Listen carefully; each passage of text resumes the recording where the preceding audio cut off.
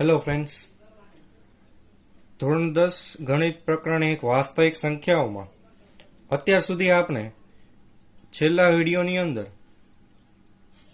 અવિભાજ્ય સંખ્યાઓ તથા આપેલી સંખ્યાને અવિભાજ્ય સંખ્યાઓના ગુણાકાર સ્વરૂપે કેવી રીતે દર્શાવી શકાય એના વિશે આપણે માહિતી મેળવી લીધી. આ વિડીયોમાં આપણે એ અવિભાજ્ય સંખ્યાઓ અને અવિભાજ્ય સંખ્યાઓના ગુણાકાર સ્વરૂપે દર્શાવતી જે આપણે સંખ્યાઓ દર્શાવેલી એ રીતનો ઉપયોગ કરીને કોઈ પણ 2 અથવા 3 સંખ્યાઓનો ગુસા એટલે કે ગુરુત્તમ સામાન્ય અવયવ અને લસા એટલે કે લઘુત્તમ સામાન્ય અવયવી કેવી રીતે શોધવો એ આપણે અહીંયા શીખીશું. તો ચાલો વિદ્યાર્થી મિત્રો, આપણે આ વિડીયોની અંદર કોઈ પણ 2 અથવા 3 સંખ્યાઓનો ગુસા લસા અવિભાજ્ય સંખ્યાઓના ગુણાકાર સ્વરૂપે કેવી રીતે મેળવી શકાય તે શીખીએ. તો વિદ્યાર્થી મિત્રો, અહીંયા આપેલે આપણે જે 2 સંખ્યાઓ છે એનો ગુસા શોધવાનો છે. એ પહેલા સૂચના વાંચી લઈએ કે અંકગણિતના મૂળભૂત પ્રમેયનો ઉપયોગ કરીને ગુસા અને લસા શોધો, અથવા આપેલા પૂર્ણાંકોના અવિભાજ્ય અવયવની રીતે ગુસા અને લસા શોધો. તો અહીંયા તમે 2 સૂચનાઓ છે અલગ અલગ. એમાં એમ કીધું છે એકમાં કે અંકગણિતના મૂળભૂત પ્રમેયનો ઉપયોગ કરવાનો છે, અને એકમાં એમ કીધું છે કે અવિભાજ્ય અવયવની રીત કરવાની છે. તો વિદ્યાર્થી મિત્રો, જ્યારે તમને આ પ્રકારે સૂચના આપેલી હોય તો બંને સૂચના જ્યારે આ પ્રમાણે હોય, બંનેમાંથી કોઈ પણ એક પ્રમાણે, તો આપણે આ જ રીતનો ઉપયોગ કરવાનો છે કે અવિભાજ્ય જે આપેલ સંખ્યા છે એને અવિભાજ્ય અવયવના ગુણાકાર સ્વરૂપે આપણે એમને દર્શાવવાની, અને એના આધારે આપણે સંખ્યાનો ગુસા શોધવાનો છે. માત્ર ગુસા જ નહીં પરંતુ લસા પણ અહીં આપણે શોધવાનો છે. 2 કિંમતો આપેલી છે. એક કિંમત છે 120 છે અને બીજી છે 504. તો સૌથી પહેલા જે સંખ્યાઓ છે એના આપણે અવિભાજ્ય સંખ્યાઓના અવયવ, આપણે અવિભાજ્ય સંખ્યાના અવયવના જે ગુણાકાર છે, ગયા વિડીયોમાં જે આપણે શીખી ગયા કે કોઈ પણ સંખ્યા આપેલી હોય એને અવિભાજ્ય અંકોના ગુણાકાર સ્વરૂપે કેવી રીતે દર્શાવાય, તો આપણે એ શીખી ગયા છીએ. એ જ રીતે અહીંયા આ બંને સંખ્યાઓને સૌથી પહેલા આપણે અવિભાજ્ય અંકોના અથવા અવિભાજ્ય સંખ્યાઓના ગુણાકાર સ્વરૂપે દર્શાવી દઈએ. એના માટે સૌથી પહેલા આપણે એ સંખ્યાઓને જે આપણે રીત છે એ પ્રમાણે કોષ્ટક સ્વરૂપ અથવા તો વૃક્ષના શાખા સ્વરૂપે આપણે એને ગોઠવવા પડશે. તો વિદ્યાર્થી મિત્રો, અહીંયા 120 અને 504 બંનેને આપણે આવા કોષ્ટક સ્વરૂપે દર્શાવી દીધા છે. આપણે જાણીએ છીએ કે અવિભાજ્ય સંખ્યાઓ વડે એમનો ભાગાકાર કરવાનો છે. તો અવિભાજ્ય સંખ્યાઓમાં કઈ કઈ સંખ્યાઓનો સમાવેશ થાય? તો 2, 3, 5, ત્યારબાદ 7, ત્યારબાદ 11, ત્યારબાદ 13, 19. તો આમાં જે આ છે સંખ્યાઓ એ ક્રમ પ્રમાણે શરૂ જ રહેશે. આ સંખ્યાઓમાં ખાસ ધ્યાન એ રાખવાનું છે કે આપણે ક્રમ ભૂલવાનો નથી. સૌથી પહેલા 2 વડે જ ભાગાકાર કરવાનો છે, પછી 3 વડે, પછી 5 વડે, પછી 7 વડે. એ આપણે ક્રમ અહીંયા ભૂલવાનો નથી. તો સૌથી પહેલા 120 એનો ભાગાકાર આપણે શેના વડે કરશું? તો 2 વડે. તો 2 6 12, શૂન્ય મળશે. ઉપરથી જે શૂન્ય આવશે એ ભાગફળમાં શૂન્ય વધી જશે. એટલે 2 વડે જયારે ભાગાકાર કરીએ છીએ ત્યારે ભાગફળ કેટલું મળશે? તો 60 મળશે. હવે 60, તો 60 નો ભાગાકાર પણ 2 વડે કરીએ તો 2 તરી 6, શૂન્ય ઉપરથી આવશે તો એ પણ ભાગફળમાં શૂન્ય લાગી જશે. તો 2 અહીંયા આવશે 30 જે ભાગફળ મળે છે. હવે તો કે 30 નો ભાગાકાર 2 વડે કરીએ તો 2 એકા 2, 1 વધશે, ઉપરથી આવશે શૂન્ય, 2 ના કડિયામાં 10, 2 પંચા 10, બાદ બાકી કરીએ જવાબ શું આવશે? 0. ભાગફળ મળશે 15. એટલે 2 વડે ભાગાકાર કરતા જવાબ શું મળશે? ભાગફળ 15. હવે 15 ને શેના વડે ભાગી શકાય? તો 2 વડે તો ના જ ભાગી શકાય, તો 3 વડે ભાગી. 3 પંચા 15 અને 5 ને ભાગીએ તો 5 એકા 5. તો આ સ્વરૂપે થઈ જશે. હવે આગળ એ જ રીતે 504 છે, તો 504 ને સૌથી પહેલા 2 વડે ભાગીએ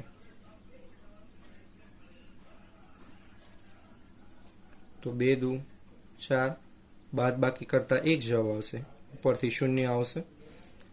2 ના ઘડિયામાં 10, તો 2 પંચા 10, બાદ બાકી કરતા જવાબ આવશે 0 અને ઉપરથી આવશે 4 અને 2 દુ 4, બાદ બાકી કરતા જવાબ શું મળશે? 0. તો શું આપણને ભાગફળ મળે છે? 252. શેના વડે ભાગાકાર કરેલો છે? તો 2 વડે. તો 2 અહીંયા લખવાના, 252 નીચે. હવે 252 ને 2 વડે ભાગીએ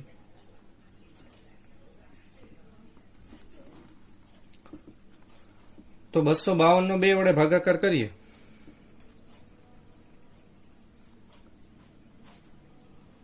તો 2 એકા 2, બાદ બાકી કરીએ તો જવાબ 0, ઉપરથી આવશે 5, 2 દુ 4, બાદ બાકી કરતા 1 અને ઉપરથી આવશે 2, 2 છક 12, બાદ બાકી કરતા જવાબ શું મળશે? 0. તો 2 વડે જ્યારે ભાગાકાર કરીએ છીએ ત્યારે જવાબ કેટલો મળે છે? 126. આ જ પ્રમાણે તો કે 126 એનો ભાગાકાર પણ 2 વડે કરવામાં આવે. 2 છ 12, ઉપરથી આવશે 6, 2 તરી 6, જવાબ મળશે 0. એટલે ઉપર ભાગફળ 2 વડે જ્યારે ભાગીએ છીએ ત્યારે ભાગફળ મળશે 63. હવે જે આપેલી સંખ્યા છે એને 63 એને 2 વડે ભાગી શકાશે નહીં, એટલે 63 ને ભાગાકાર કરવા માટે થઈને 3 નો ઉપયોગ કરવો પડશે. 3 દુ 6, બાદ બાકી કરતા 0, ઉપરથી 3 આવશે, 3 એકા 3, બાદ બાકી કરતા 0. તો અહીંયા 3 વડે ભાગાકાર કરીએ તો કેટલા મળશે? 21. 21 ને 3 વડે ભાગી શકાય? તો કે હા, આપણને સાવ સરળ છે કે 3 સત્તા કેટલા થાય? 21, ઉપરથી 7 આવે અને ત્યારબાદ છેલ્લે 7 છે એને 7 એકા 7 વડે ભાગી શકાય. હવે તમને એમ થાય વિદ્યાર્થી મિત્રો કે આ જે કોષ્ટક સ્વરૂપ છે એ સ્વરૂપે આપણે નથી કરવું, તો વૃક્ષની શાખાઓ સ્વરૂપે જે આપણને આપેલું છે એ આપણને બીજી રીત જે મેં તમને કરાવેલી એના રીતે કરવું છે, તો એ રીતે પણ કરી શકાય. તો આ એક દાખલામાં અત્યારે એક દાખલા પૂરતું આપણે એ રીત પણ કરી જોઈએ. તો વિદ્યાર્થી મિત્રો જો આજે આપણે કોષ્ટક સ્વરૂપે દર્શાવેલું છે એ જ પ્રમાણે હવે આપણે આ શાખા સ્વરૂપે દર્શાવી. સૌથી પહેલા ભાગાકાર તમે કરેલો છે એ જાણો છો કે 120 નો ભાગાકાર સૌથી પહેલા શેના વડે થાય છે? તો આપણે જાણીએ છીએ 2 વડે થાય છે. 2 વડે ભાગાકાર કરીએ તો જવાબ કેટલો મળશે? અહીંયા આપણને 60 મળે છે. પછી 60 ના ભાગ પડે, 2 વડે ભાગાકાર કરીએ તો કેટલા મળશે? 30 મળશે. 30 ને આપણે 2 વડે ભાગીએ તો કેટલા મળશે? 15 મળશે. અને 15 ના ભાગ પાડીએ તો 3 પંચા 15. તો આ 120 ના ભાગ થઈ ગયા. હવે 504 ના, તો 504 ને 2 વડે ભાગીએ તો જવાબ કેટલો મળશે? પહેલા તો 252.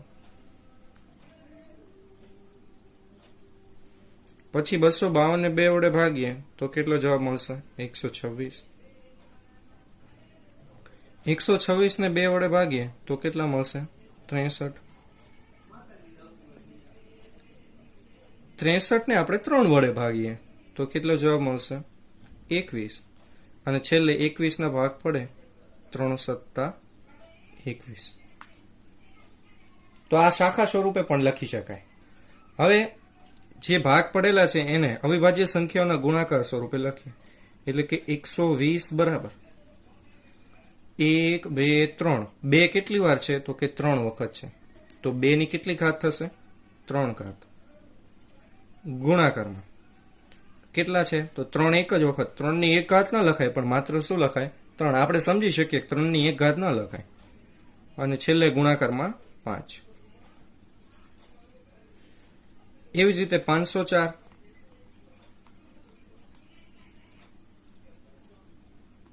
504 માટે તો 2 કેટલી વાર છે? 1, 2 અને 3. તો 2 ની કેટલી ઘાત થશે? 3 ઘાત. ત્યારબાદ 3 ની કેટલી ઘાત થશે? તો 2 ઘાત. અને ગુણાકારમાં કેટલા આવશે? 7. છેલ્લે 7 એક વખત છે. 7 ની 1 ઘાત ના લખીએ તો ચાલે. હવે આ બે સંખ્યાઓનો ગુસા શોધવાનો છે. કઈ બે સંખ્યાઓ છે? તો 120 અને 504.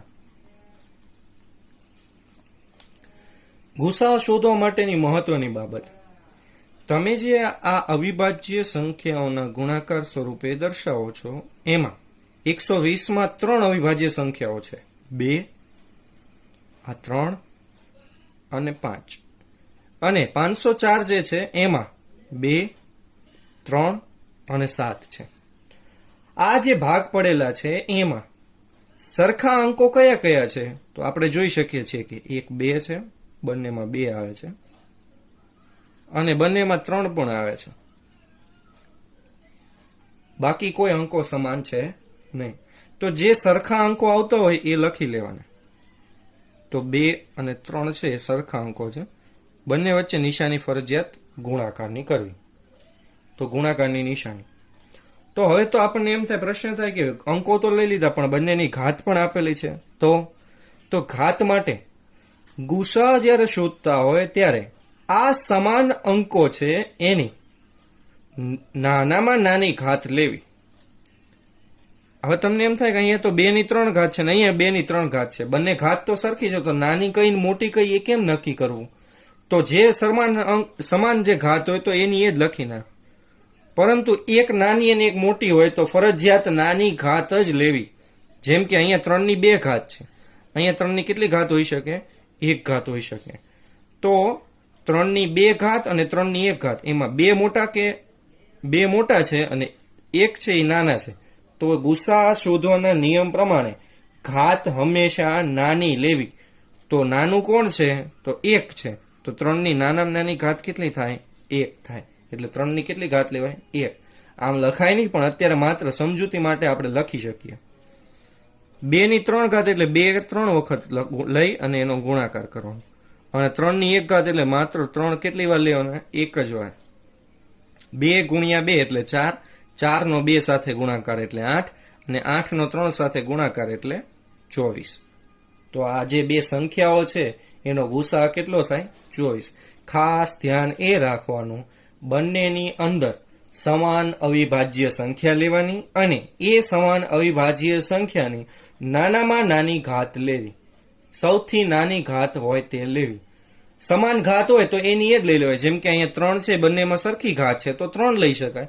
પણ અહીંયા જેમ 3 ની અંદર 1 ઘાત છે અને 2 ઘાત છે, તો નાની ઘાત કઈ? 1. તો આપણે ઘાત કઈ લીધેલી છે? 1 ઘાત લીધેલી છે.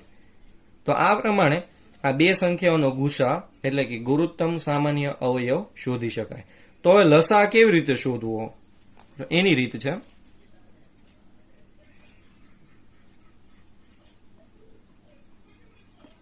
કઈ બે સંખ્યાઓનો લસા છે? તો 120 અને 504 નો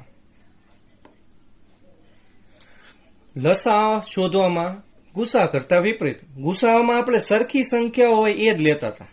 લસાની અંદર દરેક સંખ્યા લેવાની.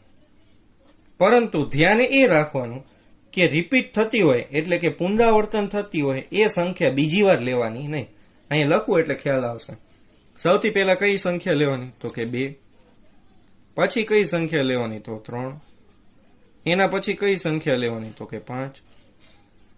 ફરી વાર અહીંયા 2 આવ્યા. બંને સંખ્યાઓની બધી જ સંખ્યા લેવાની. બંને સંખ્યાઓમાં જે ભાગ પડેલા છે એમાં અવિભાજ્ય દરેક સંખ્યા લેવાની. 2, 3 ને 5 લઈ લીધા. હવે 504 માં 2 આવ્યા પાછા. એક વખત 2 લઈ લીધા પછી બીજી વાર 2 લેવાના નથી. એ જ રીતે ફરી વાર 3 આવ્યા તો 3 પણ બીજી વાર લેવાના નથી. હવે 7. તો છેલ્લે કઈ સંખ્યા આવશે? 7. બધાની વચ્ચે નિશાની ફરજિયાત ગુણાકારની કરવી.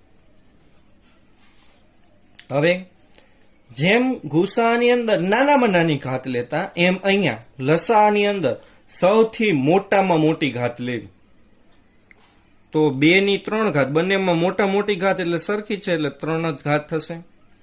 3 ની અહીંયા 1 ઘાત છે ને અહીંયા 2 છે તો મોટી ઘાત કઈ કહેવાય? તો તો 2 ઘાત કહેવાય. તો 3ની સૌથી મોટી ઘાત છે એ લખવાની 2 ઘાત.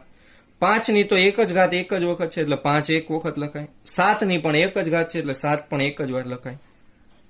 હવે ગુણાકાર કરીએ. 2ની 3 ઘાત એટલે 8, 3નો વર્ગ એટલે 9, ગુણાકારમાં 5 અને ગુણાકારમાં 7.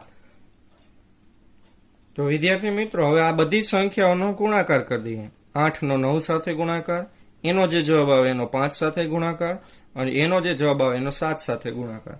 તો બધાનો ગુણાકાર કરીએ તો જવાબ 2520 આવે. તમે ગુણાકાર જાતે કરી શકશો તો એ ગુણાકાર કરી લેવા દરેક સંખ્યાઓનો. 8નો 9 સાથે પહેલા ગુણાકાર કરવો, એનો જે જવાબ આવે એનો ગુણાકાર 5 સાથે કરવો અને એનો જે જવાબ આવે એનો ગુણાકાર છેલ્લે 7 સાથે કરવો. તો આ રીતે બે સંખ્યાઓનો ગુસા અને લસા અંકગણિતના મૂળભૂત પ્રમેયની રીતે કે તો પણ આ રીતે શોધી શકાય, અને એમ કે અવિભાજ્ય સંખ્યાઓના ગુણાકાર સ્વરૂપની રીતે અથવા તો અવિભાજ્ય અવયવની રીતે શોધો તો પણ આ જ રીતનો ઉપયોગ થાય. બંને રીત એક જ છે, માત્ર નામ જુદા જુદા છે. આ પ્રમાણેના જે બીજા દાખલા છે એ આપણે તમને પછી આપવામાં આવશે.